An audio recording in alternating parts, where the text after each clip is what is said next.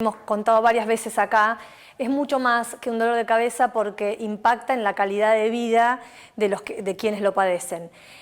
Sobre todo teniendo en cuenta que afecta a un grupo etario generalmente joven, tiene un pico alrededor de los 30 años, donde uno es más productivo, más activo y demás, y es 3 veces más frecuente en nosotras las mujeres.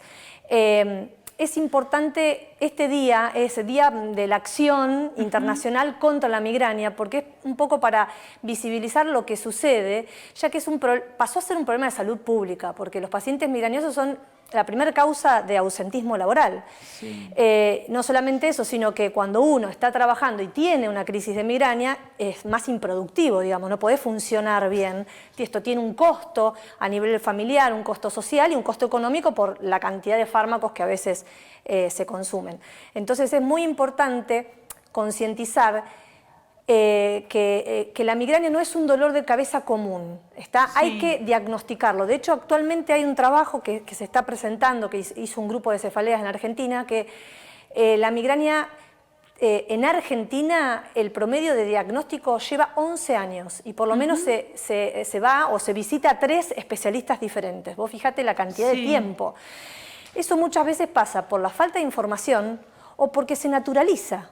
Hoy el dolor de cabeza, fíjate que hasta en las propagandas, venden un analgésico, que está la persona con dolor, lo toma y automáticamente sale corriendo. Digamos, está como muy naturalizado el dolor de cabeza y no todos son iguales. La migraña tiene unas características especiales. ¿Cuáles son? Contame. El dolor de cabeza del migrañoso generalmente es de la mitad de la cabeza, por eso se dice hemicranial, es pulsátil, uno siente como que tiene una arteria que le está latiendo, como si tuviera el corazón en la cabeza, y se acompaña de otros síntomas digestivos a veces, sensación nauseosa y vómitos. Otros también se le suma que le molestan los ruidos, se llama sonofobia, y la luz, se llama fotofobia. Algunos pacientes migrañosos, muchos te diré, tienen síntomas prodrómicos. 2 o 3 días antes empiezan a sentirse irritables, algunos trastornos digestivos, como con sueño, sin saber por qué. Y después aparece otro síntoma que es el aura, que es un síntoma neurológico caracterizado por no ver bien o ver destellos de luz, que aparece 20 minutos antes del dolor de cabeza y lo puede llegar a acompañar hasta 1 hora nada más. Más de eso es un síntoma de alarma y habría que consultar, pero generalmente esos primeros 20 minutos es un síntoma neurológico que acompaña al paciente migrañoso. Ese dolor es típico, lo encontrás en todos los libros y es el que todos conocen de la migraña, pero lo que pasa es que hay tanto abuso de analgésico que se perdieron las características del dolor migrañoso, salvo cuando debutás en la adolescencia, que vas a un médico y dice, bueno, esto es migraña y demás. Pero como te comentaba, que está naturalizado, están tan a mano los analgésicos disponibles y demás, que esas características del dolor migrañoso se pierden y aparecen otros dolores más de toda la cabeza, asociados o no a náuseas, que se resuelven con otro analgésico más. Claro, exacto, totalmente. Yo te iba a preguntar, ahora que hablas que se naturaliza y aparecen otros dolores asociados con toda la cabeza, por ejemplo, puede llegar a pasar esto, yo le digo como una neuralgia generalizada, y vos corregime que sos la especialista, ¿no? Porque yo soy migrañoso y a mí de repente lo que me pasa es que siento que me duele la mandíbula, los dientes, los oídos, bueno, la cervical, ¿no? Digo, ¿esto también tiene que ver con la migraña? Sí. Las náuseas. Las náuseas y los vómitos, y después hay una fase que se llama postdrómica, después de la crisis de dolor, que queda como un cansancio generalizado, que el paciente muchas veces se tiene que acostar, que está como atontado, inclusive confundido y con dolor en todo el cuerpo. Es muy, muy frecuente eso que contás. Pero además, en los que abusan de analgésicos, abuso quiere decir que vos tomás más de 4 comprimidos por semana de algo. Paracetamol, ibuprofeno, o sea, los más comunes, o a veces estos de otra, que tienen otro componente que se llama ergotamina, que son todos los migra, que terminan con migra, que esos son súper efectivos para calmarte la crisis migrañosa. Y de hecho están aprobados, avalados y se usan y son de venta libre. El tema es que cuando uno consume con mucha frecuencia ese analgésico, hace que se genere una cefalea por abuso. O sea, después el dolor de cabeza lo tiene porque le falta la droga y no porque ese día naturalmente lo hubiera tenido. Como que el remedio es peor que la enfermedad. Exactamente. Y además, justamente ese grupo, además del costo, ¿no es cierto?, del gasto que se tiene en el consumo de analgésicos, de las lesiones digestivas, las gastritis medicamentosas, el grupo de la ergotamina, digamos, puede generar hipertensión arterial, arritmias, hasta infartos cerebrales. Entonces hay que concientizar que no cualquiera puede tomar esta medicación. Los pacientes hipertensos sería bueno que no la toman, no la consuman, o que se consuman aquellos que conocen que tienen su migraña y capaz que tienen un episodio al mes. Claro.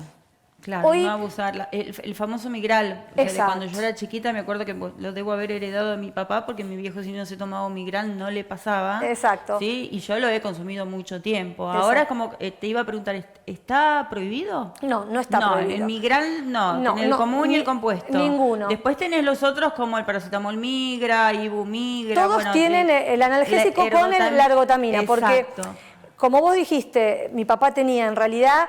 el factor genético es clave en el interrogatorio. Cuando vos hablás y preguntás por la cefalea, es raro que un migrañoso diga, no, a nadie de mi familia le duele. Generalmente hay historia en la primera línea familiar, además de un montón de otros componentes ambientales.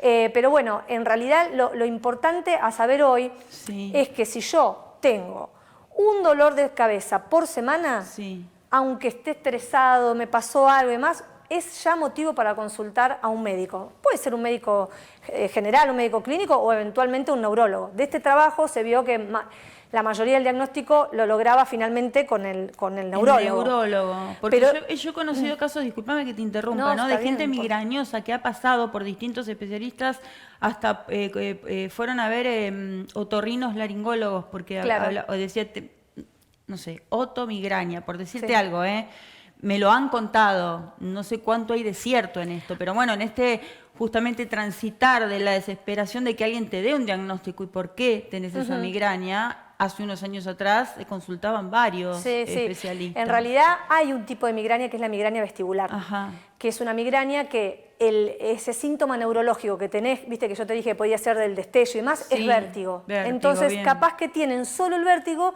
y no desencadenan la migraña. Y años más tarde, ese es un caso muy específico. Pero generalmente, como te decía, la migraña es esos datos que yo te dije al principio, pero lamentablemente por el abuso de los analgésicos está un poco embarrada la cancha, por así decirlo. Entonces, cuando viene la entrevista con el neurólogo, hay que saber hacer una correcta anamnesis, lo mismo que los factores que desencadenan las crisis. Por ejemplo, la falta de sueño, algunas comidas en particular, por ejemplo los quesos maduros, la ingesta de alcohol, sobre todo de vino, la falta de actividad física, el tabaquismo, digamos, el estrés también, ¿no? Pero no es la causa que uno piensa, tengo dolor de cabeza, tuve una migraña porque estoy estresada. Generalmente son esos otros factores ambientales que te cuento que a veces lo pueden desencadenar. Y hoy hay muchos tratamientos nuevos que debe conocer la población general para el tratamiento tanto de la crisis como los tratamientos preventivos. Porque la migraña está el tratamiento de la crisis, que son todos estos analgésicos que hablamos, tratamiento preventivo, que son un montón de otros fármacos que lo que hacen es tratar de disminuir la frecuencia. Si te duele 7 veces al mes, bueno, tratar de que te duela 1 o 2. Y después el tratamiento higiénico dietético y de cambio de hábitos, que es un poco lo que te conté de la alimentación y demás. Hoy día salieron unos fármacos nuevos, son anticuerpos monoclonales, que se llaman gepantes, que actúan directamente sobre un receptor que está vinculado con la migraña. Es la primera vez que hay un fármaco específico para la migraña que hasta hace 2 3 años no teníamos. Y la mejor característica de esta droga es que no solamente actúa a nivel específico, sino que es el único fármaco que no genera cefalea por abuso.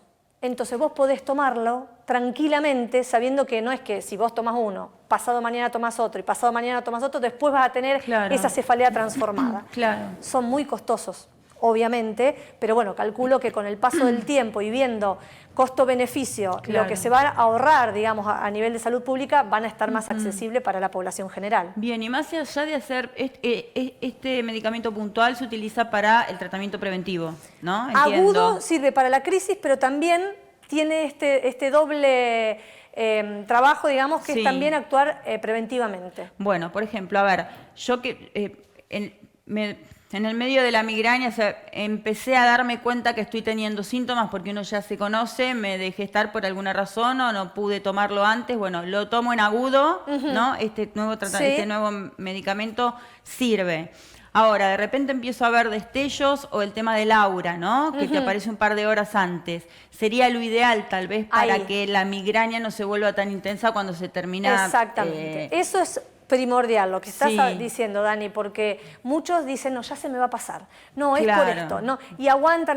Y después cualquier analgésico, hasta los gepantes, no van a actuar con la misma efectividad que si vos lo das apenas tenés el aura o apenas empieza el dolor de cabeza, porque el migrañoso se conoce. Sí, tal cual. Obviamente que puede coexistir la migraña con la cefalea por estrés o tensional o por contractura, pero vos te das cuenta cuál es de cada una. Entonces, ese es un dato muy importante. Apenas tengo el dolor, tengo que tomar el analgésico. Bien, y en el caso del tratamiento preventivo, ¿cómo se hace? Ponele, yo ya tengo el diagnóstico, ¿sí?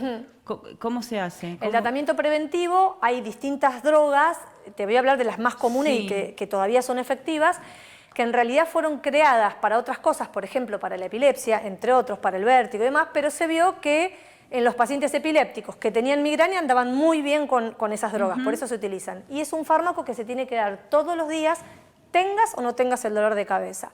Por supuesto que vos evaluás cada paciente, ¿no? Hay algunos antiepilépticos que utilizás como preventivos que generan descenso de peso. Entonces eso en una paciente, encima son generalmente adolescentes o mujeres muy jóvenes, muy delgadas, ya sabes que ese no lo vas a usar, por ejemplo. Si es un paciente que además de migraña tiene trastornos del sueño, podés optar por otro, que es de la línea de los antidepresivos, que genera un poco de somnolencia y entonces aprovechás ese efecto adverso como algo beneficioso. Pero se da mínimo entre 3 a 6 meses el preventivo, de estos comunes que yo te hablo. Con esta nueva aparición de los gepantes, se dan día por medio, durante tiempo indefinido, generalmente 2 o 3 meses, y después eso se regulariza y no necesitas tomar más medicación. Eso es buenísimo. Son muy caros, como vos decís, entiendo, no sé si habrá obras sociales que los cubren. Hasta ahora no hay ninguna obra social que los cubre, pero bueno, a veces yo he tenido la suerte con un par de pacientes que realmente probaron todos los tratamientos preventivos y muchos con efectos adversos indeseables que se los lograron autorizar. Pero yo creo que con el paso del tiempo ya va a ser distinto. Claro. Y decime, Marisol, a ver, hagamos un ejemplo, ¿sí? No tengo analgésico en casa, ya se me disparó la migraña, no doy más, tengo fotofobia, ¿cómo era lo de los oídos? Sonofobia. Sonofobia, fotofobia, no puedo, a mí me pasa, bueno, tendrá que ver con las náuseas también, no puedo sentir olores fuertes, todo me molesta, así es, la gotita de la canilla, es una cosa que parece que te va a explotar el cerebro. Digo, ayuda un poco, es algo paliativo, ponerse un paño frío en los ojos, en la frente. Viste que hoy se conocen, con el tema de las redes sociales se ven muchas cosas que no sabes si son reales o no, pero bueno, el cubito acá en la nuca. Sí, hay hasta una máscara. Hay una máscara que se vende, o poner la cara en un bowl con agua, con hielo, sumergir la cara unos segundos, la mano. ¿Qué son tipo todas medidas, están bien, son todas medidas paliativas. Porque como yo te decía, el dolor de cabeza no se sabe por qué se genera, pero sí se sabe que hay una respuesta anormal en un área del cerebro que tiene que ver con el trigémino, que es el nervio que nos da la sensibilidad a toda la cara.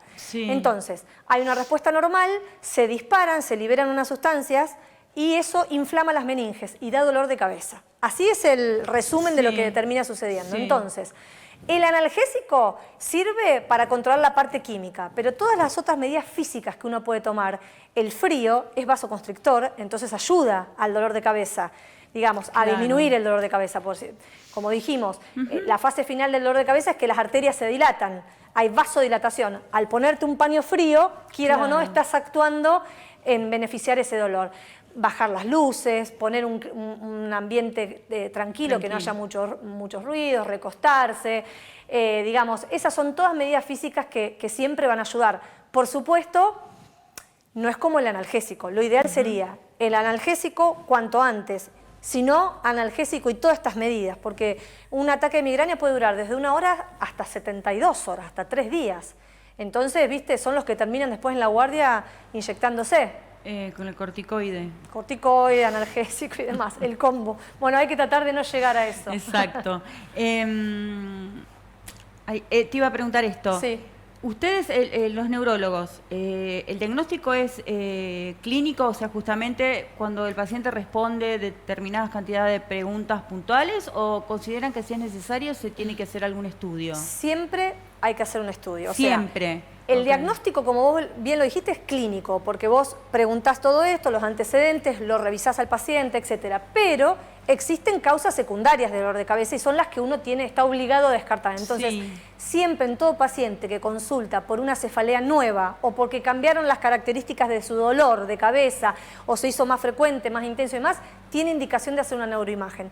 Y lo ideal es una resonancia, no la tomografía. Resonancia. La tomografía sí sirve. Si ahora estamos acá charlando y de golpe vos empezás, se te parte la cabeza, aparece un síntoma nuevo de urgencia. Sí, porque descarta el temor de que podemos llegar a tener, que es un sangrado cerebral. Claro. Eso sí, pero el paciente que viene al consultorio, que te cuenta la historia, mira, tengo 3 veces al mes, tomo este analgésico y demás, con un examen neurológico normal, lo ideal para ese paciente es hacer una resonancia porque ves mejor el parénquima cerebral que en una tomografía. Bien. Pero hay que hacer eso y otras 2 cosas. Análisis de sangre, porque hay otras situaciones que simulan dolores de cabeza, como por ejemplo un hipotiroidismo.